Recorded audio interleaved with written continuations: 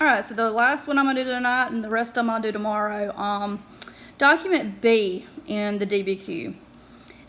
It is entitled Leave All the Rest to Me. This one is about Lady Macbeth.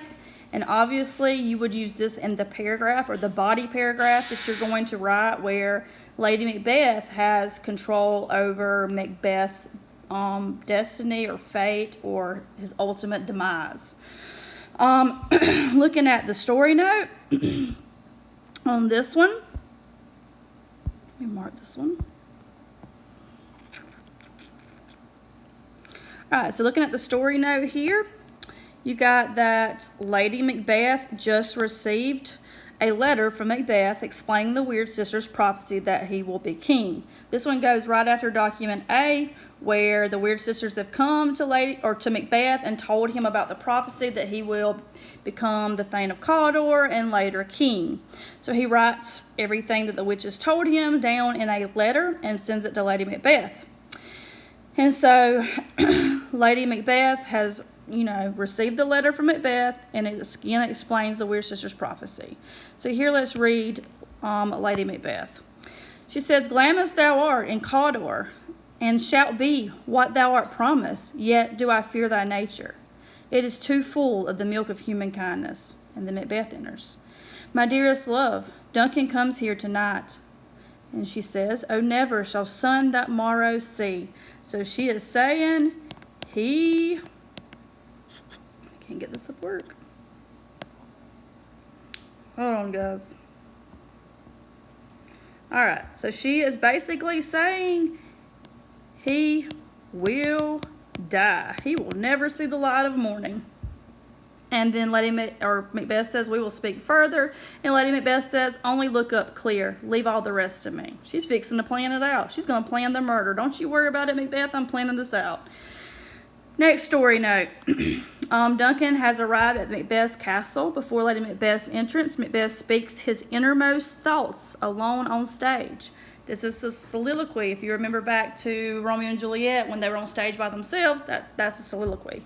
So Macbeth says, "He's here in double trust. First, as I am his kinsman and his subject, strong both against the deed. Then, as his host, who shall against his murder shut the door, not bear the knife myself." And then Lady Macbeth comes in. "We will proceed no further in this business." And she says, "What beast was it then that made you break this enterprise to me? When you durst do it, then you were a man." Again, she's attacking his manliness. And Macbeth says, "What if we fail, or if we should fail?"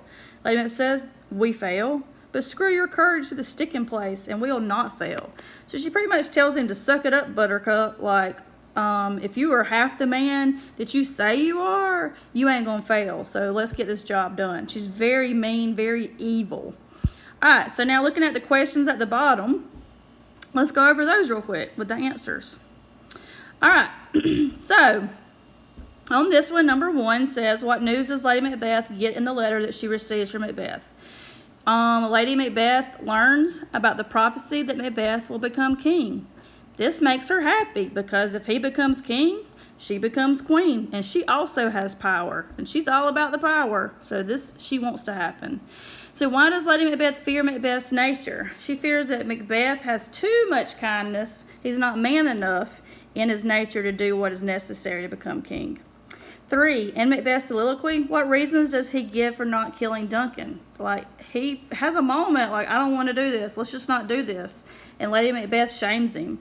Macbeth feels that it would be wrong to kill Duncan for 3 reasons. 1, he is Duncan's kinsman, his subject, and his host. You're not supposed to kill the person that's taking care of you and giving you titles and being kind to you. But they plan on doing it anyway. And then number 4, what does Lady Macbeth say to convince Macbeth that they should go ahead with their plan? She suggests that it would be wrong for Macbeth to get her hopes up, and then changes mind. She also challenges his manhood, again with the manhood, and says if he doesn't do it, he isn't a man. Finally, she argues that if they just work up enough courage, there is no way the plan will fail. And 5, evidence. What is the evidence in this document that Lady Macbeth is in control of planning Duncan's murder? Look at this control. This leads you to the essay, the DBQ. This is the paragraph on Lady Macbeth right here that you can look at. It says, from the moment Lady Macbeth first learns of the possibility that Macbeth could be king, she works to convince Macbeth to take action and kill King Duncan. According to her, in fact, Macbeth has too much kindness to do anything like this without her influence.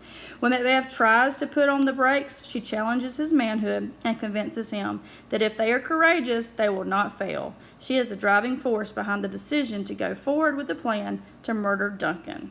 So this is document B. This is one that you would be using in the body paragraph. So this would be the body paragraph on Macbeth, on Lady Macbeth. So you know that you would turn to document B and get some citations or some quotes or textual evidence from this passage to support your argument about who's in control or how was Lady Macbeth in control of Macbeth's downfall. All right, I'll go to document C the next time.